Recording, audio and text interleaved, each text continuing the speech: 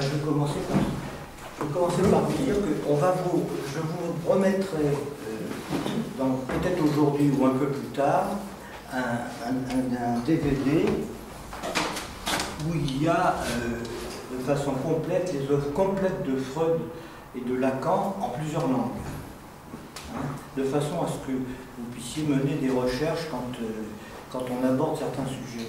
Alors moi, d'une façon générale, j'utiliserai des signifiants majeurs de Lacan, éventuellement en vous signifiant où ça peut se trouver. Comme ça, quand vous utiliserez la machine, parce que quand on cherche dans un truc comme ça, c'est tellement vaste qu'on a du mal à retrouver les choses, pour que vous puissiez aller voir dans le contexte ce que lui a dit, qui vous permettra éventuellement de faire des retours ici par des questions que je ne me pose pas moi, ou auxquelles je n'ai pas pensé, pour qu'on puisse travailler ensemble. C'est comme ça que je vois les choses.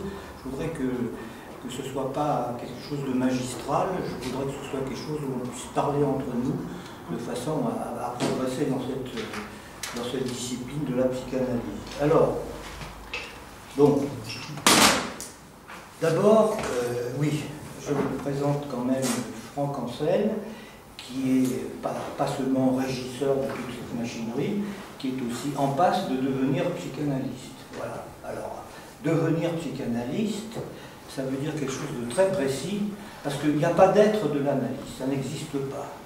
L'analyste est toujours en devenir.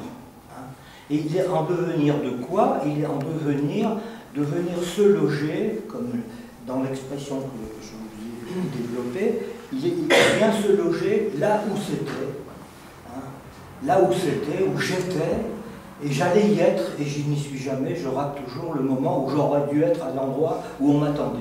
C'est la fameuse phrase pré-socratique qu'utilise Freud pour dire que « Wo es war, soll ich werden ».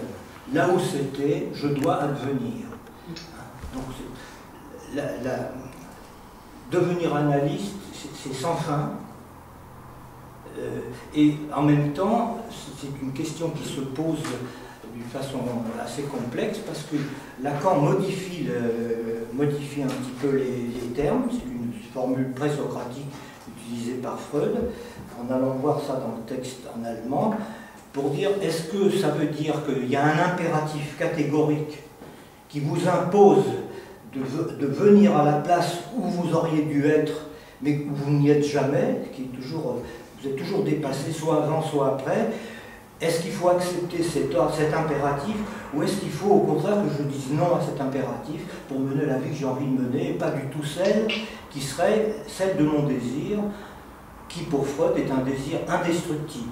C'est-à-dire du début jusqu'à la fin, Freud dit que le désir est indestructible. Dans la science des rêves, il dit ça pratiquement à la dernière phrase de son texte, et c'est quand même assez troublant qu'il ait pu dire cette phrase-là, c'est-à-dire qu'en gros, il fait ce schéma que Lacan a appelé, attendez, oui, je me mets.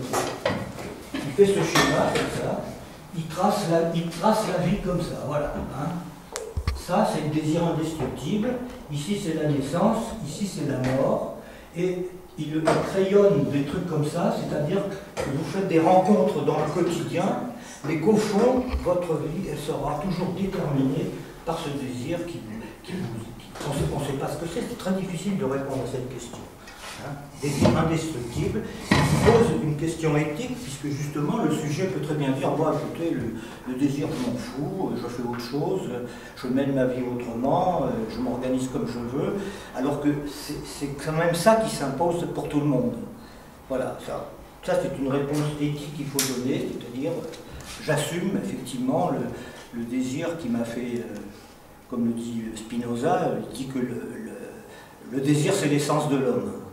C'est d'ailleurs pour ça que Lacan le reconnaît comme un des rares philosophes que lui il accepte.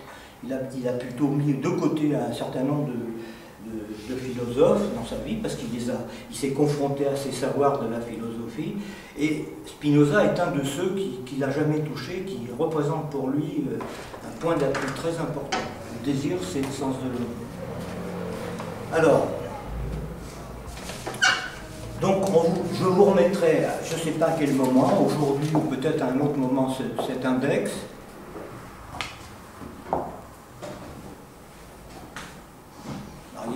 s'appelle Marielle.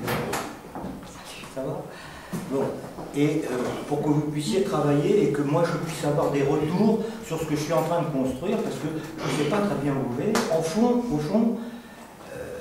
je ne sais pas ce que je cherche, mais je sais que j'ai déjà trouvé. Hein? C'est-à-dire que, au fond, qu'est-ce qui se passe pour moi? En gros, je pense que ce que j'ai trouvé, c'est l'inconscient. C'est mon inconscient. Chacun a un inconscient. C'est incontestable. Et on a affaire toute notre vie à cette espèce de truc qu'est l'inconscient, dont Freud, c'est quand même très étonnant qui s'est toujours manifesté dans l'histoire de l'humanité sous la forme, les formes qu'on connaît, le beau d'esprit, les actes manqués, et toute la série des formations de l'inconscient, les symptômes, les choses comme ça, et que jamais personne n'a pensé avant Freud que peut-être là où il y avait du lapsus, du ratage, de la difficulté, des symptômes, c'était un savoir. Et c'était un savoir dont il s'agissait de dresser l'inventaire. Et c'est Freud le premier qui a eu cette idée-là dans l'histoire de l'humanité. C'est très important comme moment de l'histoire parce que ça a fait basculer complètement la conception du monde des êtres humains à partir de là. On peut considérer qu'aujourd'hui, le freudisme est répandu dans le monde entier, sous des formes évidemment pas toujours agréables. Ça m'est arrivé l'autre jour quand je suis allé chercher un billet d'avion aux Invalides. Alors autrefois on allait à un guichet, on disait voilà je veux aller à tel endroit, je fais le chèque, mais plus maintenant. Maintenant la femme qui vous reçoit c'est presque une analyste. Elle vous demande qu'est-ce que vous voulez. Et vous verrez ça dans tous les commerces, partout. Hein. Qu'est-ce que vous voulez? Ben, je veux aller à Barcelone, je devais aller à un congrès, je veux aller à Barcelone. Oui, mais d'accord, mais quand est-ce que vous voulez partir? Ben, quand il y aura un avion. Oui, mais à quelle heure vous voulez partir? Le matin ou le soir? Et ça commence, ça dure 3/4 d'heure, on finit par s'énerver tant qu'on peut, puis finalement, elle vous trouve un avion qui a l'air de correspondre à votre désir, mais à chaque fois, elle grignote pour quand même arriver à vous faire payer le prix du départ, hein, puisque le prix, c'est 300 €, aller-retour Barcelone-Paris, et vous voulez payer moins cher, et vous ne voulez pas voyager en low cost. Voilà. Je vous dis ça comme ça, mais il faut au moins 1h30 ou 2 heures, parce qu'on attend en plus, pour pouvoir avoir un billet. C'est partout comme ça, hein, partout c'est comme ça en ce moment. Ça, pour moi, c'est des signes que les gens commencent à s'intéresser au désir. Ils ne savent pas ce que c'est, les analystes non plus, mais au moins eux, ils cherchent à en faire quelque chose pour vous vendre leur marchandise. Et quand c'est une chose, quand ils touchent ce que vous désirez, vous êtes sûr que vous allez acheter le produit. Je vous dis ça comme ça parce qu'on a un rapport au capitalisme qui est très très très proche. La psychanalyse a affaire au capitalisme, et je vous dirai des choses là-dessus. Alors, dans un premier temps, je vais donc vous donner tous ces documents, et puis en particulier, un index complet de tous les auteurs et de toutes les œuvres que Lacan a citées. Vous savez que Lacan avait comme réputation de ne jamais donner ses sources. Or, il a commenté Freud, je le sais parce que c'est la machine qui me l'a dit quand même, je n'ai pas tout vu, 12 000 fois. Il a commenté Freud 12 000 fois sur une œuvre qui représente à peu près chez lui 2000 pages d'écrits et 8000 ou 9000 ou peut-être un peu plus pages de séminaires qui n'ont pas été écrits par Lacan. Hein, c'est très important de le savoir. C'est-à-dire que si Lacan n'avait pas rencontré son gendre, comme par hasard c'est son gendre, eh ben on n'aurait presque rien de Lacan. On aurait comme quelques écrits qu'il a publiés avant d'être analyste ou pendant qu'il était analyste plus jeune, dans les revues, donc dispersées, impossible à consulter, mais le gendre a réuni, a fait ce qu'il fallait pour qu'il y ait d'abord les écrits, donc il a obligé Lacan à réécrire des textes qui avaient été publiés avant. Et donc vous verrez que dans les archives, vous verrez les différences apparaître, parce qu'on l'a obligé à écrire. Parce que Lacan, il n'avait pas envie d'écrire, il s'en foutait. À la limite même, il félicite un empereur chinois qui, arrivé au pouvoir, a brûlé des bibliothèques. Il disait « Enfin, quelqu'un a eu une idée intelligente ». Voilà. Ça va jusque-là, hein, ça va jusque-là, je vous assure. Hein. Alors, bon. Lacan, donc, qui ne parlait pas l'allemand,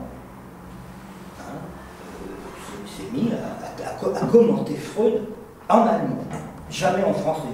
Parce que la traduction française, il la qualifie d'être une traduction de vermine. Voilà, il utilise le terme de vermine. Par exemple, la phrase de « là où c'était, je dois advenir », les Français traduisent ça « là où c'était, le moi doit advenir », doit déloger le ça. Ça n'a plus aucun sens. Et cette histoire de l'allemand a fait quelque chose, parce que le grand philosophe, qui continue d'ailleurs à être représentatif de ce qu'est la philosophie, c'est Heidegger. Lacan l'a invité en France, et puis comme il ne parlait pas allemand et l'autre ne parlait pas français, ils n'ont pas pu se parler. Il était dans sa maison de campagne, et Heidegger et lui ne pouvaient pas se parler. Les femmes arrivaient à se parler entre elles, et lui, pendant que Heidegger était là, il a traduit Logos. Le Logos, parce que Heidegger a écrit l'acheminement vers la parole, toutes ces choses-là, et Lacan, il a commencé son enseignement public en parlant fonction et champ de la parole et du langage, par exemple, des choses comme ça. Et évidemment, il a très vite récusé Heidegger. Donc c'est une rencontre ratée, parce qu'il n'était pas d'accord avec sa notion de l'être. Je le dis très simplement, je ne suis pas sûr que ce soit très juste. Pour Heidegger, il y a l'être, et l'être parle. Et Lacan dit c'est pas ça du tout, c'est parce qu'on parle qu'il y a de l'être. C'est pour ça qu'il invente ce néologisme à la fin de son enseignement de par-l'être, c'est-à-dire qu'il nous désigne comme des par-l'êtres, que nous sommes les seuls animaux parlants, et que ça n'existe pas dans le monde animal. Alors toute la question est de savoir comment on définit l'humain à partir de ces coordonnées-là. Alors, bon, échec de sa rencontre avec Heidegger, mais en même temps, pas comme on fait nous, on se fâche et puis on ne veut plus jamais voir personne. Il a toujours conservé son amitié à Heidegger, avec, vous savez, le passé qu'il y a eu derrière tout ça, quand même, c'est important, et il est allé le visiter les derniers temps de leur vie. Il lui a gardé son estime en disant quand même qu'il saluait sa parole souveraine. Donc la question de Heidegger n'est pas aussi simple qu'on peut l'imaginer. Voilà. Je le dis parce que c'est des choses importantes, ces histoires de traduction. Donc, il n'a pas hésité à critiquer les traducteurs de Freud en français, et puis il nous laisse en héritage. Alors là, Lacan disait, c'est comme ça que j'ai rencontré Lacan, moi, dans son séminaire qui s'appelle « Les 4 concepts ». Alors ça, c'est le terme de Miller, les 4 concepts de la psychanalyse, que vous connaissez tous, mais le titre exact de Lacan, c'était les fondements de la psychanalyse. Il n'y a pas de concept dans la psychanalyse. Ça, c'est des notions philosophiques. Un concept, c'est comme si on tenait le truc, hein, on tient quelque chose dans la main. Et dans la psychanalyse, on ne tient rien dans la main, hein, justement. Donc, ça s'appelait les fondements de la psychanalyse. Et Miller a traduit ça par les quatre concepts. Et vous savez bien qu'on reproche à Miller pour traduction, parce que c'est lui qui a écrit le séminaire, puisqu'il est co-auteur. Un jour, Lacan lui a fait signer un papier, il est co-auteur des séminaires. Il décide de publier les séminaires quand il veut, où il veut, et moi j'ai pris une position très claire là-dessus. Quand c'est mauvais, je dis c'est Miller qui l'a écrit, et quand c'est bien, c'est Lacan. Voilà. C'est comme ça que je fais, pour me repérer dans ce truc. Bon, alors, oui. Il y a quand même les transcriptions. Il y a quand même les transcriptions. J'entends pas bien. Il y a quand même les transcriptions des séminaires. Alors attendez, oui, là les séminaires pirates, c'est pour ça que je les ai, moi. Moi je les ai, les séminaires pirates, bien sûr. Ce qu'on appelle les séminaires pirates. Alors il a été malin, Miller, parce qu'on a fait une réunion avec lui il y a plusieurs années quand même, peut-être 7 ou 8 ans, où on a discuté de la transcription. Les gens de l'ELP, hein, l'école lacanienne de psychanalyse, moi j'appelle ça ELP, puis je l'ai rattaché aux Beatles, ELP. Moi je me déplace dans le signifiant, bien sûr. Alors, il a dit un truc, il était très malin. Hein. Il a dit, bon écoutez, vous voulez tous des publications avec un appareil critique. Moi je publierai constamment mes séminaires comme je le fais. Les co-auteurs, on ne peut rien lui dire, hein. Les co-auteurs ils gagnent de l'argent avec ça en plus. Hein. Et il a dit, bon, on appellera votre édition l'édition savante, Et la mienne, on l'appellera l'édition populaire. Malin le mec, hein, voilà. L'édition populaire et nous, les éditions savantes. Donc il laissait libre cours. Il ne s'oppose pas publiquement, il ne s'oppose pas à la publication des séminaires de Lacan. Chacun peut faire une transcription, il y en a plusieurs formes, et les plus modernes, les plus avancées, à mon sens, par rapport à celles qui étaient les premières. Les gens allaient au séminaire, et puis à la sortie de la leçon suivante, ils nous vendaient ça, les gens venaient. C'est celle de la collection que j'ai, moi, c'est celle de Stafferla, ça s'appelle Stafferla, c'est un signifiant de Lacan. Il écrit ça comme ça, parce que la langue, c'est Stafferla. Voilà, ça s'écrit comme ça. Alors c'est le type qui a publié ça, je vous parle parce que toutes ces anecdotes donnent une ambiance à quelque chose d'assez drôle dans la psychanalyse. C'est drôle tout ça, moi je trouve ça très drôle. C'est un type, il ne donne pas son nom. Et je sais pas, j'ai oublié comment j'ai pu le contacter, mais je l'ai eu au téléphone. Je lui dis, mais comment se fait-il que vous avez pu faire tout ce boulot? Il disait, mais il assistait au séminaire de Lacan à l'époque, et puis qu'un jour, c'est un type qui habite en province, il n'est pas psychanalyste, il ne laisse jamais apparaître son nom. Je l'ai eu une fois, son nom, je l'ai oublié, probablement parce que j'ai entendu qu'il ne voulait pas qu'on sache qui il était. Et il a travaillé tout seul, il a transcrit tous les séminaires, vous aurez là dans la collection, vous les aurez, tous les séminaires, avec tous les schémas de Lacan, avec un graphisme exceptionnel. Voilà, il a fait ça, et c'est une collection qui vaut la peine et qui montre des variations par rapport à la version de celle de Lally de Melman, par exemple. La librairie, le seuil vous attaque, c'est le droit d'auteur, vous n'avez pas le droit de le faire. Lacan, il s'en foutait, lui, puisqu'il donnait ses séminaires à photocopier. À l'époque, il avait les transcriptions originelles, il les donnait à ceux qui voulaient les avoir, il faisait des photocopies. À l'époque, on faisait des photocopies. Tout ça, c'est des choses très importantes, hein, je crois quand même qu'il faut qu'on le sache. Alors, là, pas moyen de me suivre sans passer par mes signifiants. Voilà, moi je me dis, tiens, un mec qui dit ça, je ne vais pas le lâcher celui-là. Celui-là, je ne le lâcherai pas, je vais le suivre, on parle signifiant par signifiant. Seulement, signifiant, ce n'est pas des significations. Ça veut dire que quand on travaille Lacan, il ne s'agit pas de comprendre. Il ne faut surtout pas comprendre même. Il faut d'abord faire comme le nourrisson, il faut s'imprégner des signifiants qu'il utilise. Parce qu'il utilise des choses et des mots qu'on ne connaît pas très souvent, il va chercher très loin les choses. Donc il faut s'imprégner de son enseignement et il faut le lire sans chercher à comprendre tout de suite. Quand vous ne comprenez pas, c'est bon signe. Quand vous comprenez, c'est mauvais signe. Parce que forcément, quand vous comprenez, il le dit très bien, vous êtes compris et donc vous êtes couillonné, parce que vous avez compris de travers, parce qu'il dit toujours c'est pas ça que j'ai voulu dire. Hein. Comme il n'y a pas de rapport sexuel, tout le monde il n'y a pas de rapport sexuel. Comment il n'y a pas de rapport sexuel? Pommier, il dit ça. Comment il n'y a pas de rapport sexuel? Si, il n'y en a pas. Mais qu'est-ce que ça veut dire, il n'y a pas de rapport sexuel? Il répète à longueur de temps. Ça veut dire qu'on ne peut pas faire un rapport écrit sur le réel. C'est ça que ça veut dire. Ça veut dire que le réel, il est impossible à dire, il est impossible à écrire, et en même temps, il faut essayer de le faire.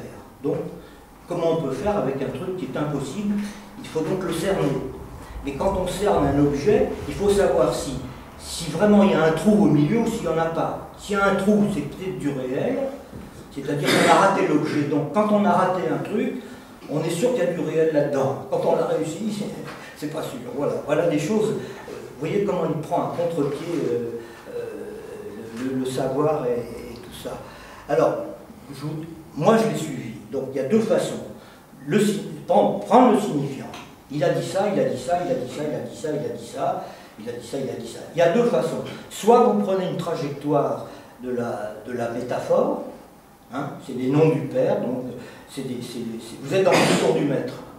C'est-à-dire c'est des mots qui s'imposent à vous. Soit vous êtes dans la métonymie et c'est une dérive permanente. Vous êtes tout le temps dans la dérive. Quand on lit Lacan, c'est ça, c'est qu'il n'y a jamais de point de capiton, c'est toujours, ça glisse tout le temps, ça se déplace tout le temps. Et donc, on est quand même pris dans un tourbillon, c'est d'ailleurs tout à fait comme le refoulement originaire, au fond, hein. Le tourbillon, c'est le refoulement originaire. On perd pied, quoi, en gros. Ça, il trouve que c'est très bien lui. C'est comme ça qu'il faut faire, il faut perdre pied un peu. Il faut accepter de perdre pied. On ne se noie pas de toute façon. Alors, voilà. Une phrase. D'abord, l'avenir de la psychanalyse ne sera pas mathématique. Parce que tout le monde s'imagine que chez Lacan, il y a des mathématiques, des trucs très compliqués, des figures géométriques, des nœuds, des trucs, des logiques comme ça, implacables. Eh bien non, l'avenir de la psychanalyse ne sera pas mathématique.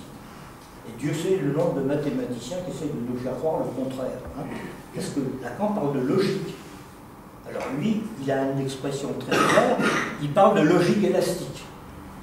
C'est-à-dire que la bande de Mépius, c'est comme une chambre à air, on peut la retourner, on peut faire des trucs, mais elle garde toujours sa structure. Voilà, ça c'est comme ça qu'on fait. Alors, on arrive là, donc, j'essaie de me repérer un peu, parce que je suis un peu bon. Il nous dit, l'inconscience et la politique. L'inconscience et la politique. Comment comprendre ce truc-là? L'inconscience et la politique, parce que d'habitude on a l'impression que, au contraire, un homme politique doit être vachement conscient et doit savoir maîtriser les choses pour pouvoir avancer. Hein. Donc on a affaire à l'inconscience et la politique. Et il dit de toute façon, hein, c'est foutu, le capitalisme est répandu sur la planète, on aura toujours affaire au capitalisme en ce moment, et la seule chose que vous pouvez faire comme analyste, vous allez être très surpris par rapport à mai 68, c'est qu'il faut se mettre au service du capitalisme. Ça fait un drôle d'effet, il faut se mettre au service. Mais il ajoute, pour lui servir un discours vraiment pesteux. Peste, c'est le truc de Freud qui dit, c'est une légende, qui dit que quand il arrive à New York avec Jung, c'est Jung qui aurait raconté cette histoire. En fait, je crois que c'est Lacan qui l'a inventé. Ça n'a jamais été vrai. Lacan a inventé des ragots, et puis voilà, c'est tout. Qui a dit, les Américains, ils ne savent pas que nous leur apportons la peste. Voilà ce qu'il a dit. La psychanalyse vécue comme pesteuse.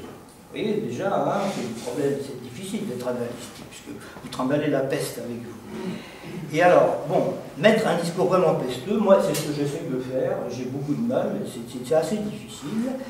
D'autant plus que, alors là, je vais vous faire la série des signifiants que j'ai. Donc, le vraiment pesteux, dans la machine, pour aller chercher le terme pesteux, vous verrez ce qu'il dit. Comme ça, vous trouverez l'endroit qui vous permettra éventuellement, plus tard, de poser des questions ici, que je puisse me relancer. Hein. Alors, vraiment pesteux, et c'est inconfortable, d'autant plus qu'il est allé à Bruxelles. Alors là, je ne sais pas pourquoi il a dit ça à Bruxelles, parce que quand même, c'est un peu curieux. Il est allé dire que la psychanalyse est une escroquerie. Voilà, c'est une escroquerie. Alors nous, quand on est à Paris, on entend un truc pareil, on est quand même un peu troublé, quoi. Et puis, les Belges, ils étaient très contents d'entendre ça, les ennemis de la psychanalyse aussi, voilà, c'est une escroquerie, quoi. On manipule les patients, on change les mots, on comprend autre chose, ils ont dit quelque chose, on leur dit autre chose, c'est l'interprétation, vous avez dit ça, mais en fait ça veut dire ça, voilà, c'est un gros ça. Et puis en plus, quelques temps après, il revient en France, et on lui fait la remarque quand même, il pourrait être un petit peu prudent, quoi. Il dit oui, mais c'est pas n'importe laquelle, c'est pas n'importe quelle escroquerie. Bon, on reste là-dessus. Et puis il continue, il en rajoute des couches, plusieurs couches. Elle est intransmissible. La psychanalyse est intransmissible. Donc on ne peut pas enseigner la psychanalyse. Ça ne sert à rien d'enseigner la psychanalyse. Il n'y a pas de formation des psychanalystes. Parce que partout dans les institutions, formation psychanalyste, il n'y a que des formations de l'inconscient. Voilà, encore un jeu de Lacan qui nous fait basculer dans notre registre. Autrement dit, pour devenir psychanalyste, puisque c'est le thème de mon séminaire, ben, il faut d'abord faire une psychanalyse. Ça, c'est un impératif absolu, c'est dans Freud, et quiconque ne fait pas d'analyse, ben, il n'ira pas loin comme analyste, même s'il s'installe comme analyste. Parce que les analysants se chargeront de lui faire la peau, ne vous inquiétez pas là-dessus. Hein. Quand ils ont affaire à un charlot, ça va très mal, très vite. Alors, voilà, déjà ça. Ensuite, il continue. Bon, elle est intransmissible. Il a passé sa vie, soi-disant, à faire un enseignement. Elle est intransmissible. En 78, il dit ça. C'était un congrès sur la transmission de la psychanalyse. Alors, tout le monde s'est exprimé, moi aussi j'avais fait un truc, pour montrer comment on leur avait transmis la psychanalyse et comment ils étaient des transmetteurs de la psychanalyse. Et à la conclusion, il y en a intransmissible. C'était tout le temps comme ça. Tous les congrès, c'était nul, tout ce qu'il avait entendu, il n'en pouvait plus, tout était toujours comme ça. Alors, il dit oui, elle est intransmissible, et en 1975, il va à Milan. Alors pareil, il est en Italie, à l'étranger, il va à Milan, et il dit qu'au fond, que dans sa descendance, on ne parlera plus du psychanalyste. Donc vous voyez l'espoir de devenir analyste, il dit on ne parlera plus du psychanalyste. Et moi je pense que ce qu'on entend actuellement dans le monde, même dans les institutions analytiques, hein, peut-être qu'on ne parle plus de l'analyste. Hein. Peut-être qu'on n'en parle plus, on parle d'un personnage qui est bardé de savoir, qui a tout lu, qui parle plusieurs langues, qui s'habille bien, qui gagne de l'argent, qui fait des tas de choses comme ça, mais qu'on ne parlera plus du psychanalyste tel que Freud était, tel que Lacan était aussi. Je pense qu'eux, ils étaient analystes. Alors, la chose se pose la question de savoir, est-ce que Freud a fait une analyse? Non. Freud n'a pas fait d'analyse, malgré que un analyste français, qui était alors le mari de, comment elle s'appelle? Oscar Manoni. Oscar Manoni. Il a écrit l'analyse originaire, hein, et pour dire qu'il avait fait une analyse, et tout spécialement une analyse avec toujours les noms. Comment il s'appelle celui-là, celui qui fait les relations entre lui et fils. Il n'a jamais fait. Ils avaient un échange de lettres. On n'en a qu'une partie. Est-ce que c'est celle que lui il écrivait, ou est-ce que c'est celle... Qu'est-ce qu'on a? On a celle qu'il a lui écrit, il les a gardées, mais on ne sait pas ce que... Ou le contraire. C'est le contraire, c'est quoi? Je me souviens plus. Non, on a celle de Freud. Moi, ça m'a fait chier de dire ça. On a celle de Freud. Hein? On a celle que Freud a écrite. Celle que Freud a envoyée. Lui, il gardait des archives. Donc, on ne sait pas ce que l'autre répondait. Mais il faut comprendre le contexte de l'époque. Hein. C'est quand on est dans une... Quand des disciplines apparaissent, on essaye de trouver des liens de travail, et on peut se mettre à travailler avec un délirant pas possible, parce que simplement, il vous écoute un peu, et Freud, il était quand même absolument tout seul. Hein. Freud, il avait une grande carrière qui l'attendait. Il était neurologue, il avait découvert les vertus de la cocaïne, il a laissé tomber. Il a laissé tomber parce qu'il était en train de chercher autre chose. Il ne voulait plus entendre parler de Charcot, parce qu'il disait Charcot, l'hypnotisme, c'est de la suggestion, et ça ne va pas. Il était révolté contre l'idée qu'on puisse influencer quelqu'un pour lui faire des trucs. Levez un bras, mettez-vous sur un pied, dormez, faites ça, faites ci, faites ça. Donc il était dans une recherche très difficile, et puis il n'avait pas d'argent, Freud. Hein. Toute sa vie, il a eu des problèmes d'argent, et il a rencontré des mécènes qui lui ont donné de l'argent, dont Marie Bonaparte. Ce qui explique pourquoi elle a eu une telle influence dans le milieu analytique, parce qu'elle lui a donné beaucoup d'argent pour qu'il puisse vivre à peu près décemment, mais son début de carrière était très difficile, il faisait des visites à domicile, il avait des gros problèmes. Ça, il a toujours eu des problèmes d'argent. Mais il a tenu le coup, il n'a pas cédé sur son désir. Alors, on continue. Lacan, bon, donc, vous avez compris, une escroquerie. Deuxième truc, il va à Bordeaux, on ne sait pas aussi pourquoi il dit ça à Bordeaux. La civilisation, c'est les goûts. Donc ça va avec l'idée que l'inconscient, c'est la politique. Donc la civilisation, c'est les goûts. Il a raison. Mais il est allé beaucoup plus fort que ça. Il dit que les seules traces que laissent les hommes sur la Terre, c'est des montagnes de coquilles d'huîtres. C'est-à-dire que ce n'est même pas des monuments, c'est que quand on a une montagne de coquilles d'huîtres, on est sûr qu'il y a eu des hommes. C'est même pas une tombe. Parce que chez les savants, on trouve une tombe, on dit bon c'était des humains. Mais nous, quand il y a des coquilles d'huîtres, donc ça fait des siècles et des siècles et des siècles, on ne sait pas à quel moment l'homme est apparu. On ne sait pas quelle est l'origine du langage. Hein. C'est ça qu'il faut dire. C'est-à-dire que le langage, on est les seuls animaux parlants, on ne sait pas d'où ça vient, et ça a toujours été là, de toujours. Il n'y a pas de pensée sauvage. Les sauvages, ils pensent comme nous, ils n'ont pas les mêmes objets, mais ils pensent comme nous, ils ont des trucs comme ça. Mais l'origine du langage, on ne sait pas d'où ça vient. C'est un truc comme ça, on ne peut pas expliquer ce que c'est. Alors, on peut observer chez les nourrissons, par exemple, comment ça se transmet. Ça, je vais le dire un petit peu. Comment ça se transmet? Eh ben, un nourrisson, il faut le savoir, au moment de sa naissance, dans les 2 heures qui suivent, il sait comment il s'appelle. Il reconnaît que dans son entourage, on le désigne par un nom. Et c'est vrai que c'est une des premières choses qu'on dit de l'enfant. Comment va le chirurgien, l'obstétricien, quand il sort l'enfant et qu'il le présente à la mère, il le met sur le ventre de la mère, on lui demande toujours comment vous allez l'appeler, garçon ou fille. En général, on donne le nom, et le nourrisson, dans les 2 heures, il sait comment on l'appelle, et il sait déjà qu'on parle. C'est des observations qui ont été faites par des analystes, pas par les médecins, par des analystes, qui ont repéré dans les maternités que c'était différent. Un enfant qui était entouré par un groupe de soignants qui parlent, c'est pas le même que ceux qui les mettent dans des trucs de réanimation. Les enfants qu'on met sous cloche parce qu'ils ne peuvent pas vivre, on est obligé de les réanimer, et ben ils ont un sacré handicap dans la vie. Donc ils s'imprègnent de la langue, et ils s'imprègnent de la langue maternelle, c'est ce qu'on appelle la langue maternelle. C'est-à-dire qu'ils s'imprègnent de celle qui les nourrit, parce que c'est quand même en général la mère qui lui donne la tétée, c'est rarement un homme, ça va peut-être arriver un jour, mais enfin pour l'instant c'est pas comme ça. Et donc ils s'imprègnent de la langue, et puis il y a le stade du miroir. Lacan parle du stade du miroir, qui se situe entre 6 mois et 18 mois. C'est-à-dire le moment où le sujet, comment il va faire? Le stade du miroir, c'est pas simplement une question d'image, c'est qu'il réalise son corps à travers une image. C'est-à-dire qu'il a de son corps une image consistante. Et Lacan dit que ça se développe entre l'âge de 6 mois et 18 mois.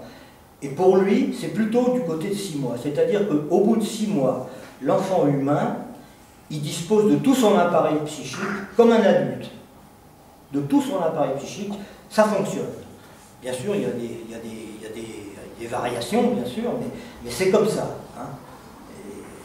Et on peut l'observer à partir de là. Alors, où est-ce que j'en suis? Et puis, dans un second temps, il va arriver vers l'âge que l'on appelle l'âge de raison, hein, vers les 6-7 ans, où on commence à devenir bête, parce que forcément, comme on n'a plus le droit de parler de langue maternelle, on est obligé d'apprendre la grammaire, les vocabulaires, l'orthographe, toute une série de choses qui font que, enfin, on se met à parler la langue de notre contrée. Hein. Ce n'est plus la langue maternelle originaire, c'est la langue de notre contrée. On parle le français, tout ça, et donc on peut rentrer dans le monde, faire des études, s'installer, tout ça. Donc, moi je vous dis ça parce que c'est comme ça qu'il faut que vous fassiez quelqu'un. C'est-à-dire qu'il faut que vous commenciez à le lire ou à l'écouter, parce qu'on dispose quand même de 12 ans d'enregistrement qui sont de qualité correcte, pour l'entendre parler, pour voir comment il manie ses mots, comment il hésite, comment c'est difficile, comment il avance, il hésite, il revient, il se contredit. C'est pas du tout un truc linéaire comme dans le discours universitaire, c'est quelque chose c'est très difficile à entendre. D'ailleurs ça vous fait dormir, parce que vous finissez par dormir, c'est pas désagréable de s'endormir en écoutant Lacan. Je vous le dis parce que moi j'ai fait des expériences comme ça. Bon, alors, j'en suis là maintenant. Donc, Bordeaux, la civilisation se dégoûte, donc pas très sympa. Et il dit aussi qu'au fond, si les Romains savaient comment nous vivons, nous, actuellement, nous, les êtres, comment on est nous, ils seraient bouleversés d'horreur. Hein? Moi déjà, j'ai connu une vie autre, mais quand je sors de chez moi, parce que là au moins j'ai un abri, quand je sors en ville, là j'ai voyagé récemment à Barcelone, effectivement, effectivement, ben, moi j'étais assez bouleversé d'horreur de voir ce que je voyais. Je ne me rendais pas compte que c'était comme ça. J'étais complètement dépassé par les trucs, c'est invraisemblable, invraisemblable. Je ne sais pas si ça vous fait ça comme effet, moi ça me fait cet effet-là. Sauf que, effectivement, la jeune génération actuellement me semble avoir compris quelque chose et ils ne sont plus comme nous. Nous, quand on était des gens de mon âge, adolescents, tout ça, on était assez méchants finalement. Eux, ils sont beaucoup plus tolérants, on a l'impression qu'eux, ils croient à un avenir. Alors que, autour de mai 68 et de la suite, on était très nombreux à penser que c'était fini, quoi. Parce que Lacan, il dit que de toute façon, le discours capitaliste marche tellement bien qu'il consume tout et que ça se réglera pour des raisons démographiques. C'est-à-dire qu'il ne parle même plus de la bombe atomique. C'est-à-dire qu'il y aura tellement de monde sur la planète que ça se résorbera et puis terminé. C'est ce qu'il dit. C'est pas très encourageant. Hein. Donc, analyste, on n'en parlera plus. Le truc démographique, c'est quand même pas rien. Et il dit, bon, la civilisation, c'est les goûts, et puis il dit, tous, tant que nous sommes, ce que nous désirons vraiment, c'est la mort. Il nous dit ça, c'est ça qu'on désire. Ça veut dire quoi, ça? Ça veut dire que le désir, c'est la pulsion de mort, si on peut parler de pulsion. Et la jouissance, c'est la vie. C'est-à-dire qu'un corps, c'est fait pour jouir, c'est ce que dit Marx d'ailleurs, un corps, c'est fait pour jouir, c'est du côté de la vie. Alors que Freud disait le contraire. Il disait que le désir, c'était le principe de plaisir, et la jouissance, c'était un mal. Parce que quand la jouissance entraîne le mal du prochain. C'est-à-dire que quand vous jouissez du prochain, et j'ai eu comme ça le témoignage d'un truc intéressant d'ailleurs, c'est quelqu'un, c'est dans le monde capitaliste, qui est très écouté par les capitalistes, qui fait des conférences dans le monde entier. À un moment donné, le type dit, mais comment ça se fait que vous nous parlez du capitalisme et tous ces trucs-là, et vous n'avez même pas de téléphone, vous n'avez même aucun truc comme ça, vous n'en avez pas, vous. Il dit, parce que je vais vous dire une chose, lui il dit ça, ils l'ont écouté les autres, il dit, parce que dès qu'on a un iPhone, ça veut dire qu'on travaille pour quelqu'un d'autre. Et vous le savez bien que c'est comme ça, hein, on travaille pour quelqu'un d'autre. Du coup, moi je vous dis tout le temps mon téléphone, pour l'instant, je ne peux pas m'en passer, mais ça va arriver comme ça. Ça va, là, pour l'instant, je peux continuer sur cette pente-là. Alors, les coquilles d'huile, j'en ai parlé. Et il nous dit, bon, alors face au capitalisme, en tant qu'analyste, parce qu'il s'adresse aux analystes, comme il n'a jamais cherché à donner des modes de vie aux autres disciplines, lui, il enseigne la psychanalyse, c'est ça. Il n'a jamais dit qu'il fallait faire comme ça, il s'en fout. La psychologie ne l'intéresse pas du tout parce qu'il la méprise, mais parce que tout simplement, ils n'ont pas les mêmes structures que nous. C'est pour ça qu'on ne parle pas de psychologie. Bien sûr, on la critique, mais en même temps, on ne parle pas de psychologie parce que ce n'est pas les mêmes structures. Or, qu'est-ce que vous voyez apparaître actuellement dans les facultés? C'est qu'il y a des départements de psychologie qui veulent enseigner la psychanalyse. Donc il y a des psychanalystes qui vont à l'université pour essayer d'enseigner la psychanalyse dans des départements de psychologie. Vous voyez le bordel que ça peut représenter, et vous le savez très bien, ceux qui vont à l'université, parce qu'ils veulent absolument, et ils ont raison, ils veulent le diplôme de psychologie, puisque petit à petit, il est probable qu'en France, un jour, on va obliger les gens, ça se passe en Italie, ça se passe, je crois, je ne sais pas si c'est en Belgique, en Espagne, je ne sais pas non plus. En tout cas, un jour, il va y avoir une loi qui va obliger les gens, pour exercer la psychanalyse, à être psychologues. Donc, les gens, ils sont obligés de s'inscrire à la faculté, et ils sont obligés de se farcir un enseignement qui n'a aucun sens, parce qu'ils ont besoin du diplôme. Les médecins, c'est tranquille, parce que les médecins, vous savez, c'est quand même une profession tutélaire. C'est une figure de l'humanité, le médecin. Donc, les médecins, ils passent à travers tout, hein, toujours. Et donc, un médecin, il peut tout faire. Hein, moi, j'envisage mon avenir, je ne sais pas comment. Peut-être que je serai coach, je ne sais rien. Coach sportif. Médecin, coach sportif, je donnerai des conseils, parce que c'est difficile d'être analyste, vous savez, c'est très difficile. Très difficile. Hein. Vraiment, on entend des trucs... bon, enfin, j'insiste pas, mais voilà. Donc, vous allez à la faculté, et vous êtes obligé pendant 2-3 ans de vous farcir des trucs. Puis ils sont très méchants, les psychologues. Hein. Les psychologues à l'université, d'après ce que j'entends sur les divans, ça n'a pas l'air d'être marrant. Hein.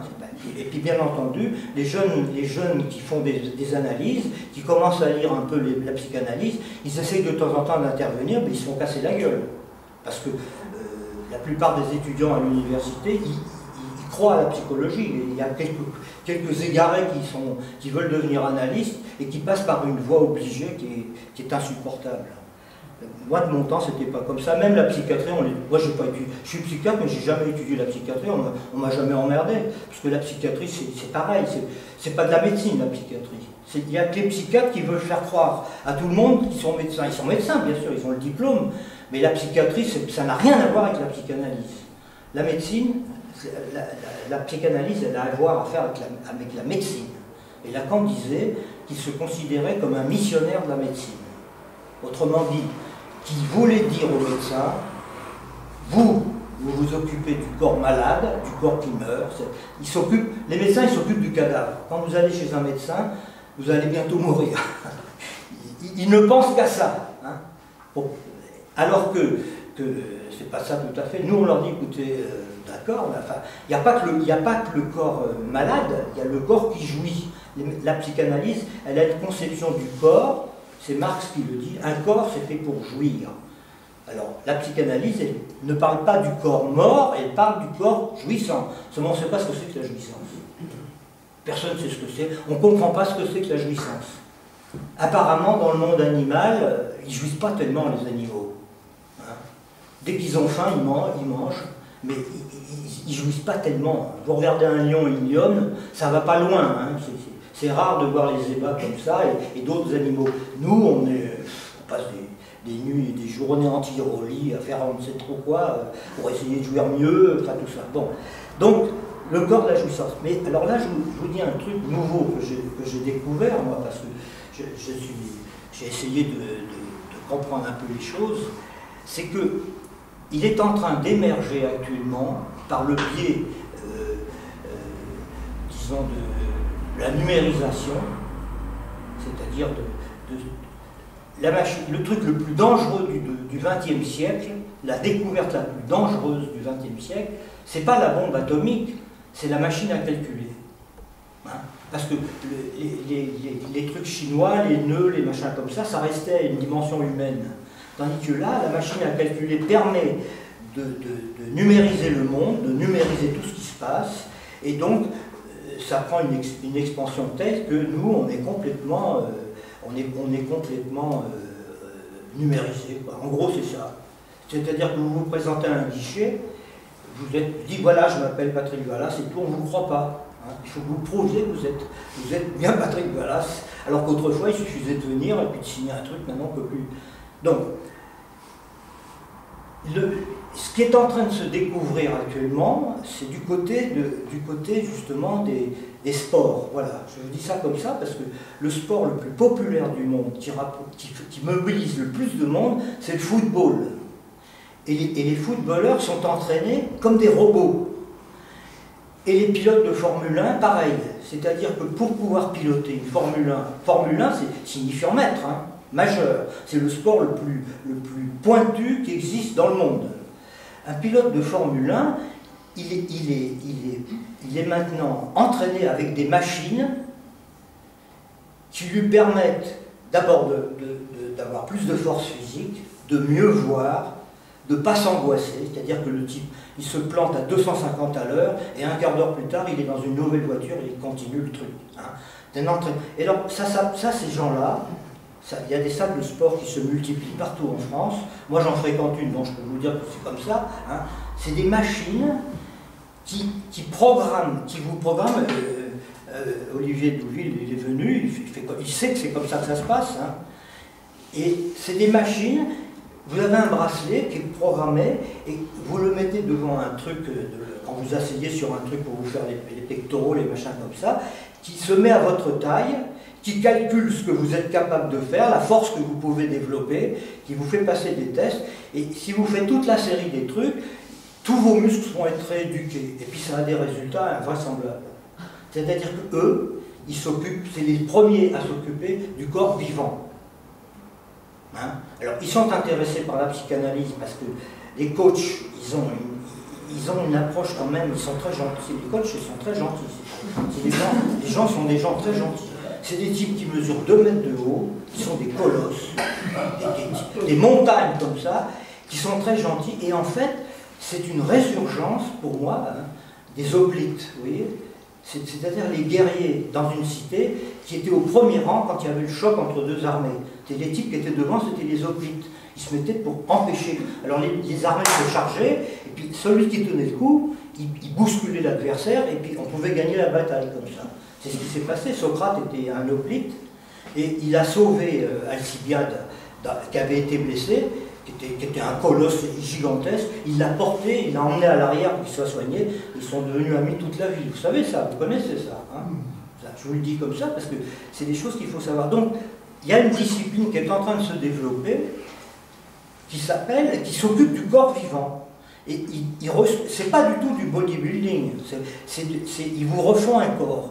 Et moi, je vois dans le truc où je vais, maintenant j'y vais régulièrement, des femmes qui arrivent grabataires ou dans des chaises roulantes, 15 jours après, elles sont debout, elles viennent à pied. Hein, Olivier? Tu as vu, hein, ça? C'est mieux que lourde. Olivier, il venait au début, il est venu, je l'avais invité, il est venu, et maintenant, quand il fait des exercices, en 1 heure, il déplace presque 10 tonnes de fond. 10 tonnes. Oui, mais jamais leur place. Il déplace 10 tonnes. C'est vrai, non, hein? Oui, je les range après. Donc, il y a ce truc, il y a un nouage qui est en train de se faire. Alors peut-être que c'est une promesse pour l'avenir. Il y a un nouage qui est en train de se faire entre le corps vivant, celui-là, le nouveau corps, qu'on est en train d'étudier, parce qu'il ne s'agit pas de bodybuilding, hein, il s'agit d'autre chose. D'ailleurs, eux, il faut pas faire des exercices difficiles, il faut travailler la beauté. Alors, ils ont comme référence ultime la danse. C'est-à-dire que les mouvements doivent être harmonieux, réguliers, et on cherche à la beauté. Vous savez que la beauté, c'est la dernière barrière avant la mort. Hein. C'est pour ça qu'on est attiré par la beauté, parce que au moins ça habille la mort. D'ailleurs, il y a la mort. Alors, je me laisse aller avec ici comme ça. Oui. Alors, je continue maintenant parce qu'il faut que je sois plus sérieux. Donc, la civilisation, c'est les goûts, et puis, tous on désire la mort. La mort, comme dit Lacan, c'est du chiquet. C'est du chiquet, voilà, il dit c'est du chiquet.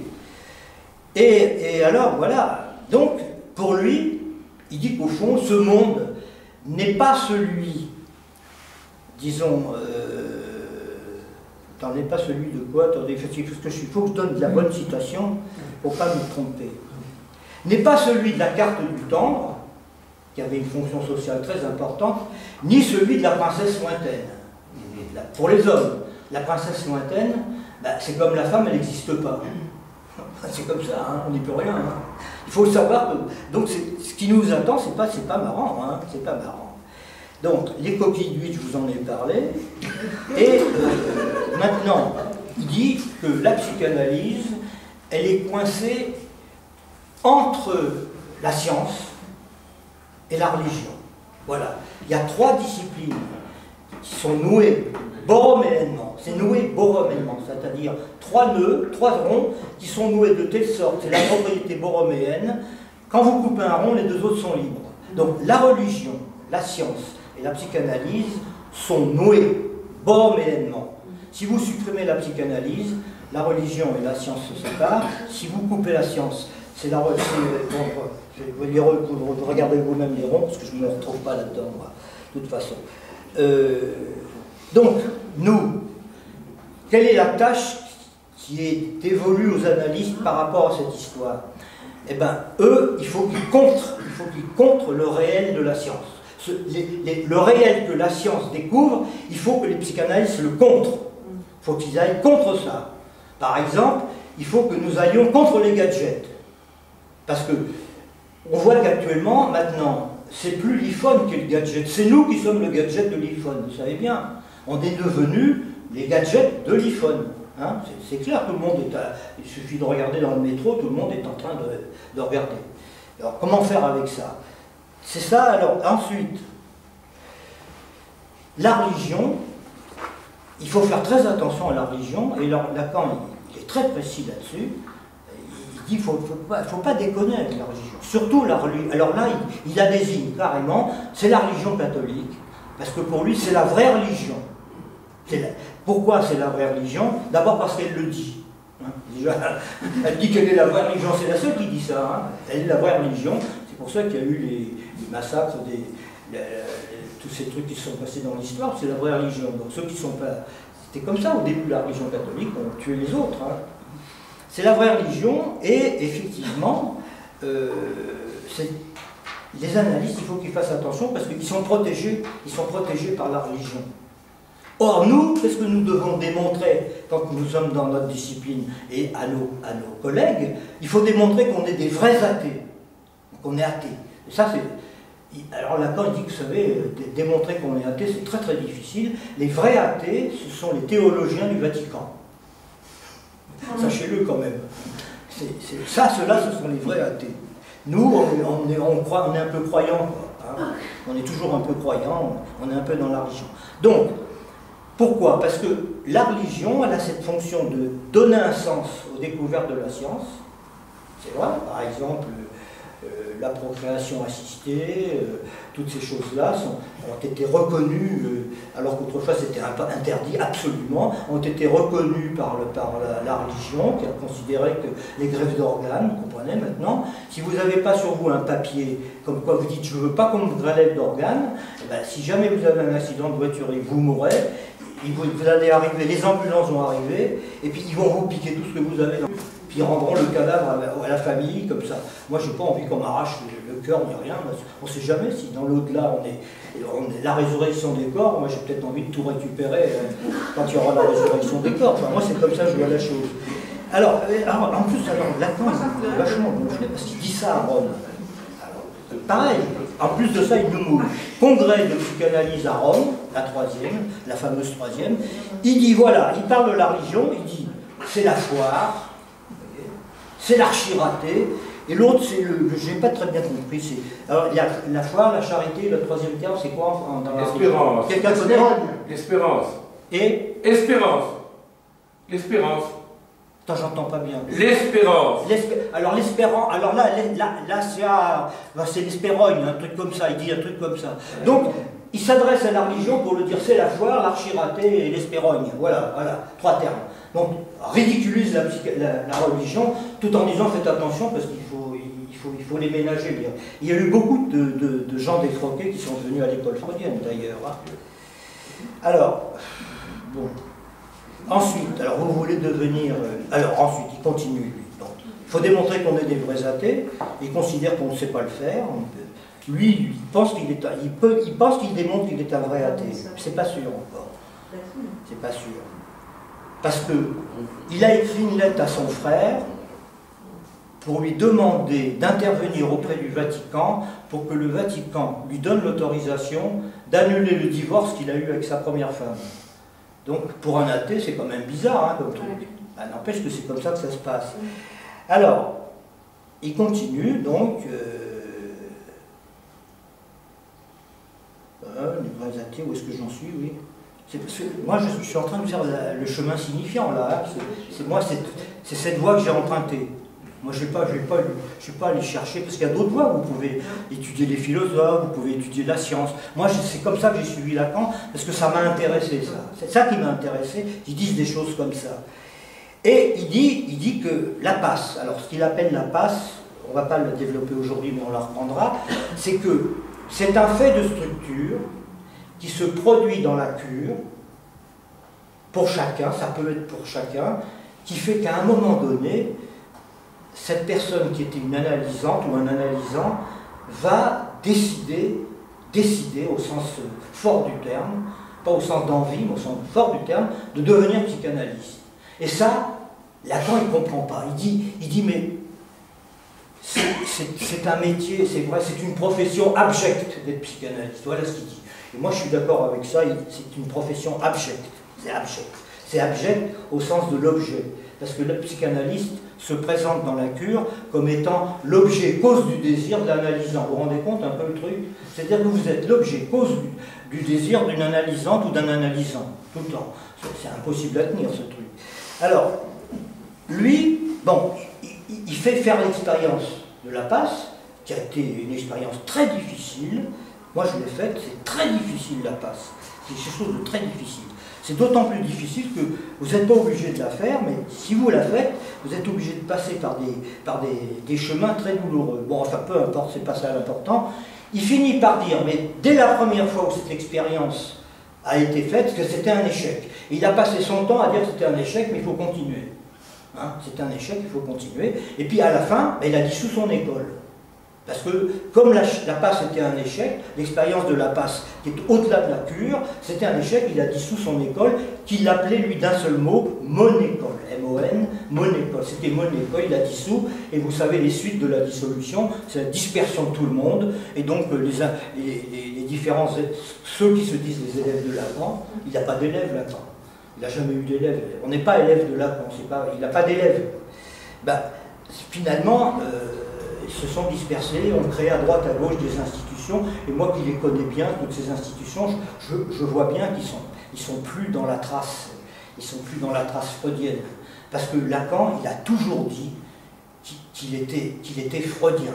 Et il le dit d'une façon explicite à un séminaire, dans une phrase très belle, il dit « Marx, Lénine, Freud, Lacan ne sont pas couplés dans l'être, mais c'est par la lettre qu'ils ont trouvé dans l'autre supposé qu'ils procèdent deux par deux. » Voilà. Donc, il explique, lui qui n'aurait pas fait de cure, qu'il a fait sa cure en étudiant Freud. Vous voyez ce que je veux dire? Le couplage qui s'est produit. C'est compliqué à comprendre, hein, ça.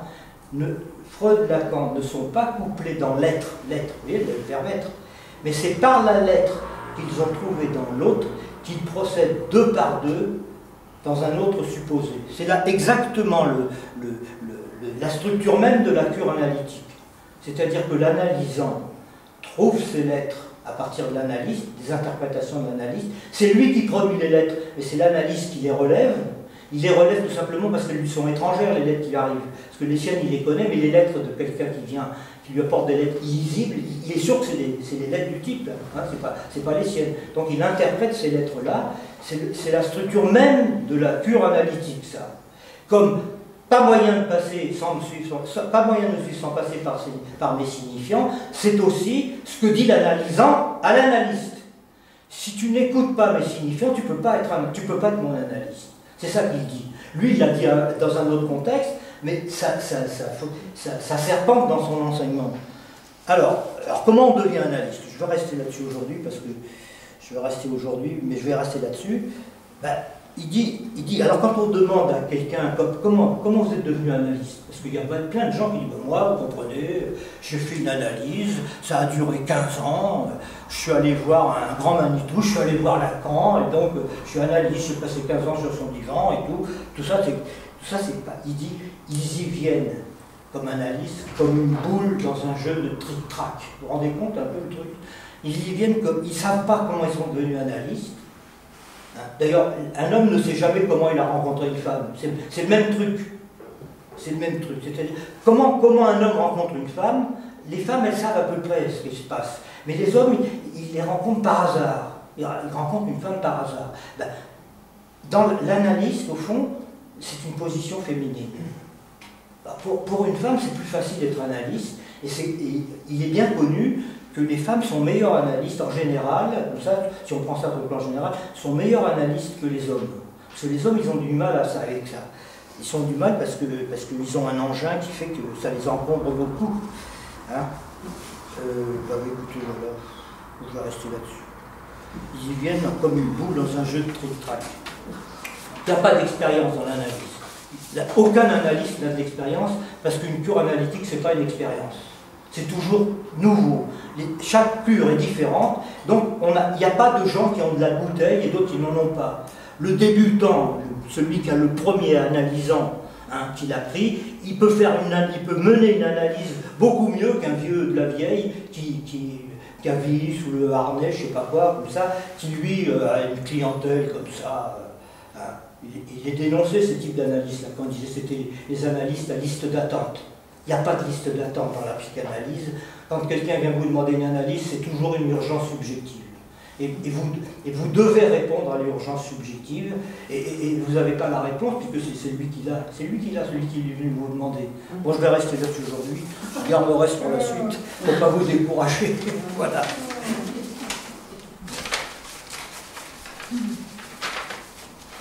S'il y a il est 7h30, bon, on peut discuter un peu si vous voulez, ou bien on s'en va, on règle ça. Une question. Parce que... Prenez le micro, prenez le facial là, oui. Non, c'est une question, en fait, c'est une question que je me pose quand... Plus fort, j'entends ma vie. Quand on entend la question du bébé, hein, et la question du bébé, la naissance du bébé, la transmission du langage. Oui. Il y a une chose qui quand même fait objection à ça, c'est les sourds. Les sourds. Les sourds. Les sourds. Alors, et quand même, ils sont dans le langage. Oui. Et dès le départ, c'est impressionnant. Je vais vous dire quelque chose de très précis là-dessus. Vous savez que Françoise Laborie, qui est la grande spécialiste de ces trucs-là, elle fait parler des sourds muets. C'est mondialement connu. Elle a publié des cas où des sourds muets qui étaient incurables, elle les fait parler. Elle a inventé une méthode, je ne sais pas comment elle travaille, une amie, je ne sais pas comment elle travaille, mais elle fait parler des sourds muets. Elle avait une fille qui était sourde-muette, qui a fait une carrière d'actrice. Oui, Emmanuel, par exemple, elle choisit, oui, elle parle, elle refuse de parler. C'est pas le langage des gestes. Hein, non, elle refuse, justement, elle parle le langage des signes.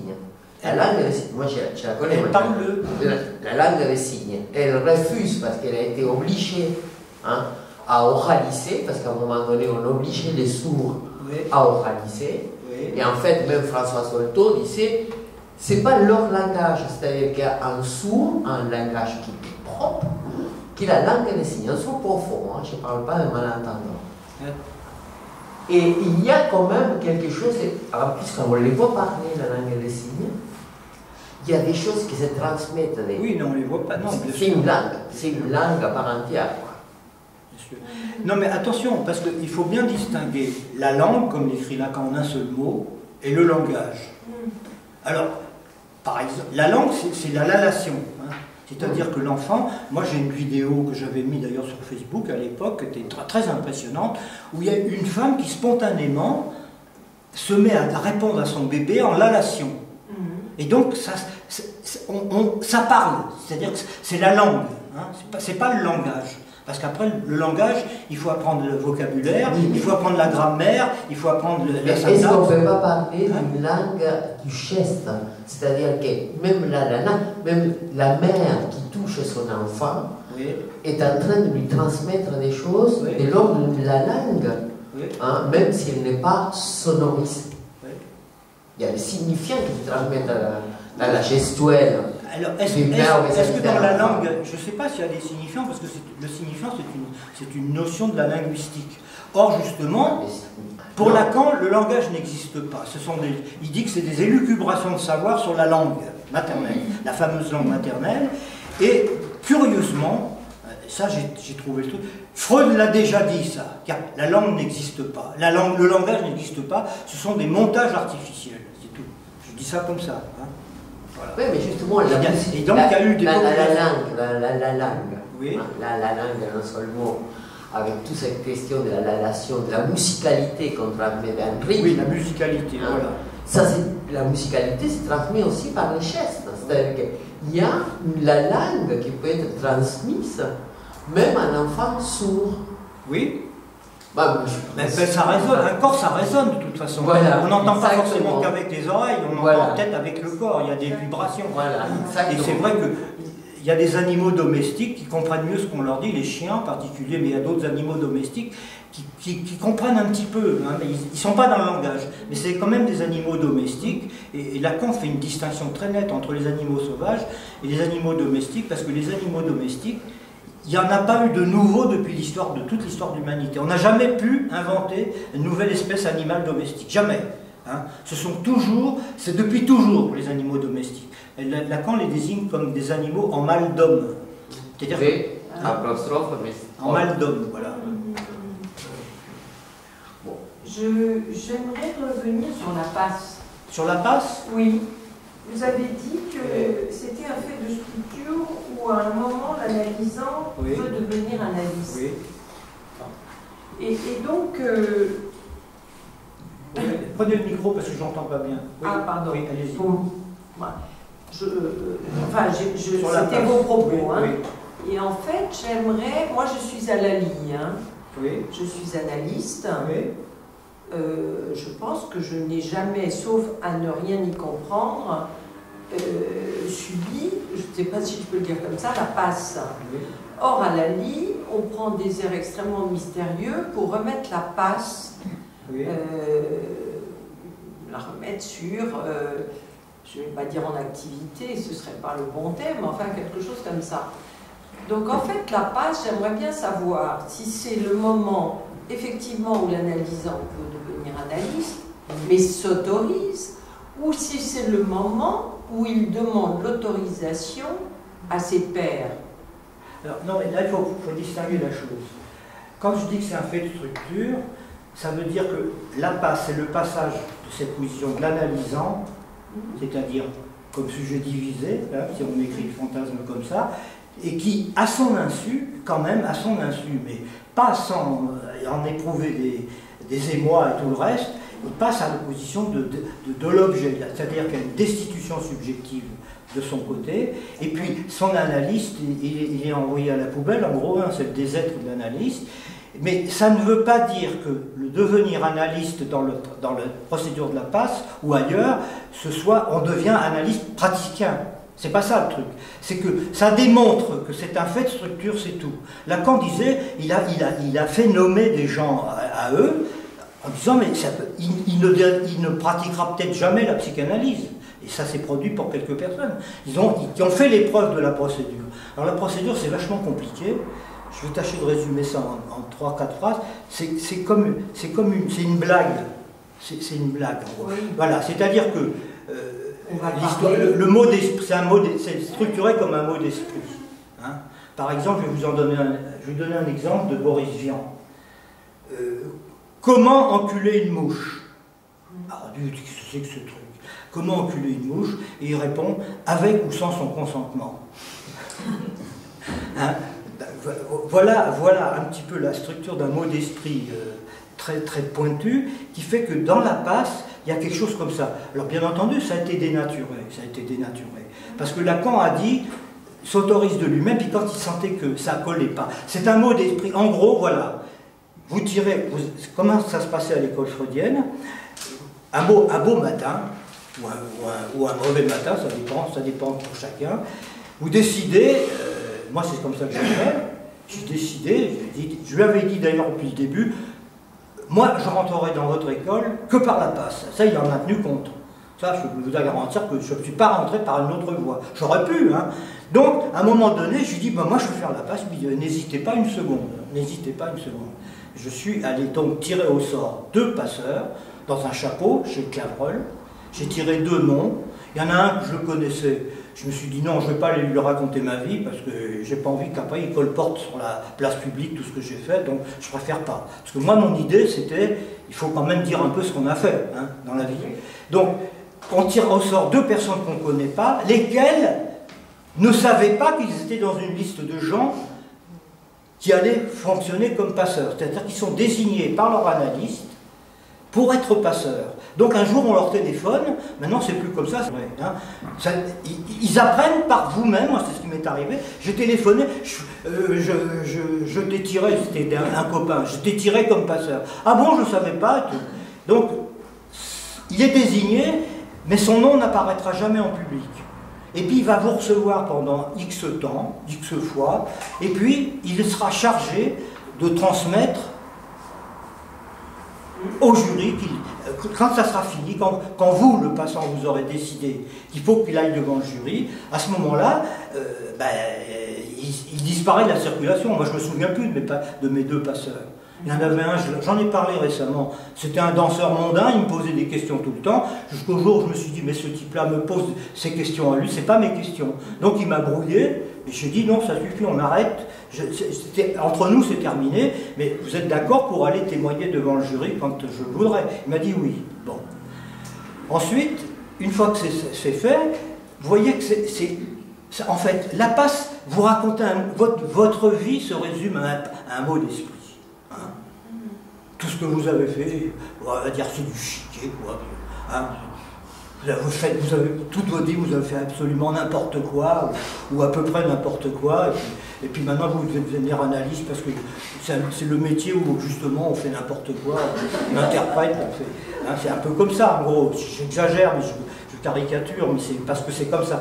Donc, c'est une structure de mots d'esprit, et évidemment, quand les passeurs vont raconter le mot d'esprit qu'ils ont entendu, le jury rigole. Hein, c'est ça. Quand on vous raconte un mot, vous rigolez, et donc il dit voilà, ben ça y est, il est nommé, il a fait la passe, puisqu'il arrive à réduire son existence à un mot d'esprit. Voilà, j'exagère un peu, mais vous comprenez la structure. Je comprends, hein? je comprends bien, mais... Alors ça arrive à beaucoup de gens, ça, qui n'ont pas besoin d'aller dans une procédure. Hein. Mais en réalité, c'est une sanction. C'est une sanction. Oui. Bah, c'est ça. Oui, parce qu'on c'est une torsion parce qu'on vous extorte ce que vous n'auriez pas dit à d'autres. On peut vous dire non, on ne vous accepte pas dans cette. Oui, bien sûr. Il y a de tout le jury. On parle beaucoup ça de dépend. la passe et voilà, c'est juste sanctionner un mec pour lui dire non. Et puis il y a des gens qui traversent. Ou pas, hein. Il y a des gens qui traversent des expériences subjectives qui sont des effets de passe et qui peuvent éventuellement se dire analystes. Ils n'ont pas besoin de faire cette procédure. Ça existe. Il y a des gens qui vous racontent qu'à un moment donné dans leur vie, il y a eu une rencontre particulière qui a changé le cours de leur vie. Hein. Un type, par exemple, je ne sais pas, il y a des milliers d'exemples comme ça. Hein. Moi, j'avais un copain qui vivait comme c'était un voyou, quoi. C'était un voyou, il avait 16 ans, 17 ans, c'était un voyou. Puis un beau matin, il est parti au Maroc, il est allé dans le bled, et comme il avait une certaine culture, comme ça, il s'est mis à enseigner dans un bled où il n'y avait pas d'instituteur.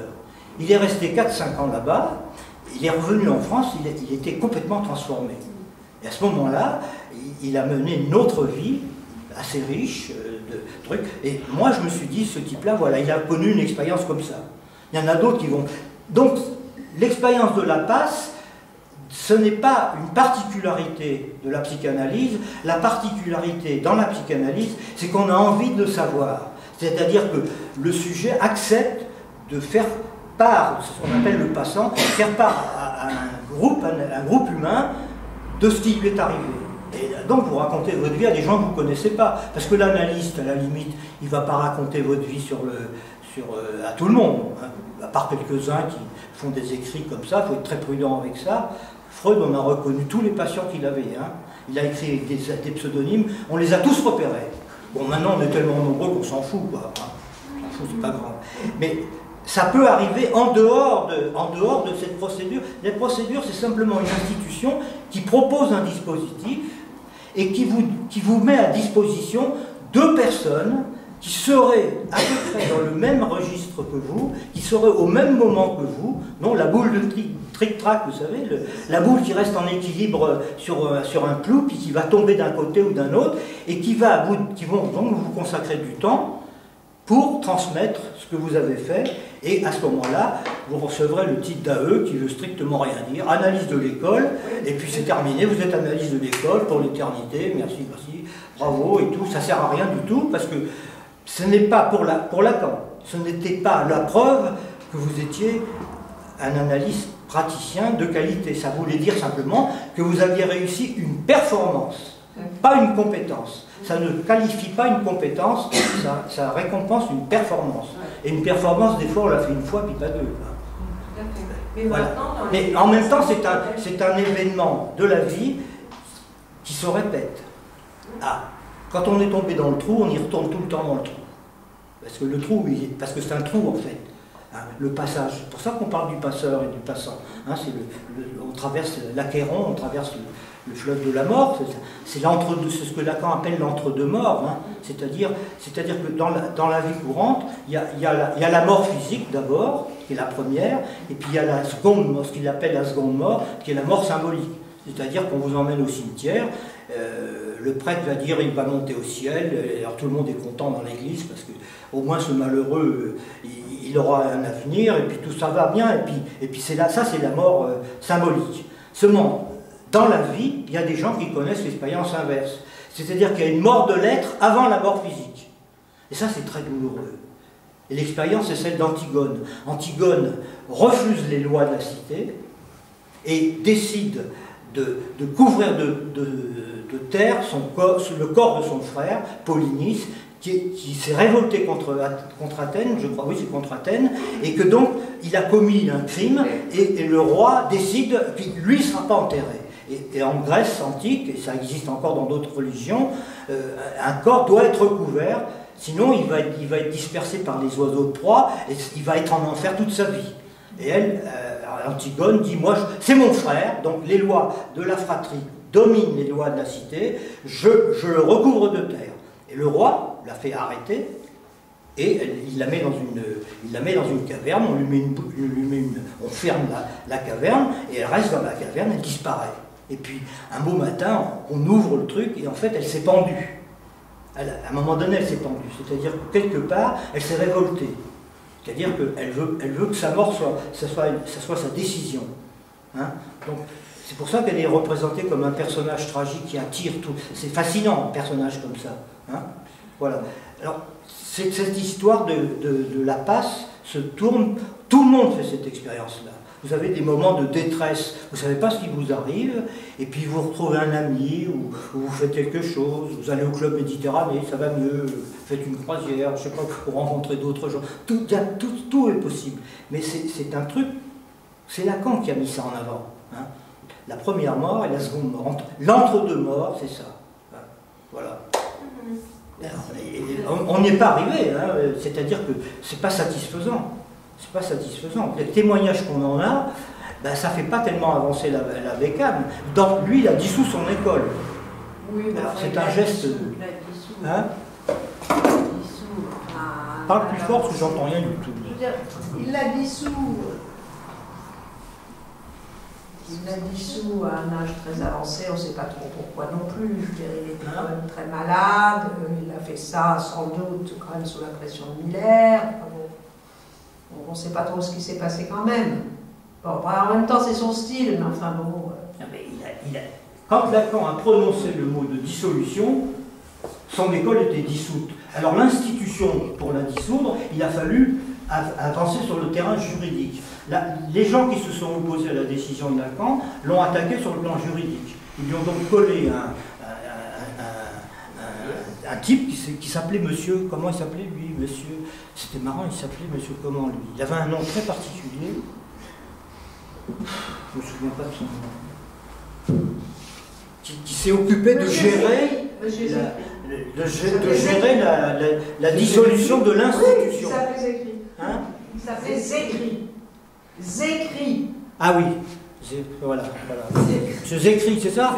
Il s'appelait monsieur Zécry, le mec. Zécry, d'accord. Comme quoi le signifiant fait toujours retour à la même place. Parce que les gens n'ont pas compris que Lacan, quand il a prononcé la dissolution de son école, parce que c'est ça la question, Lacan il avait une école, quand il a fondé l'école freudienne de Paris, au grand scandale de tous ses élèves, aussi seul que je l'ai toujours été dans la cause analytique, je fonde l'école freudienne de Paris. Hein? Mais les autres institutions actuelles qui sont fondées, ce ne sont pas des fondations.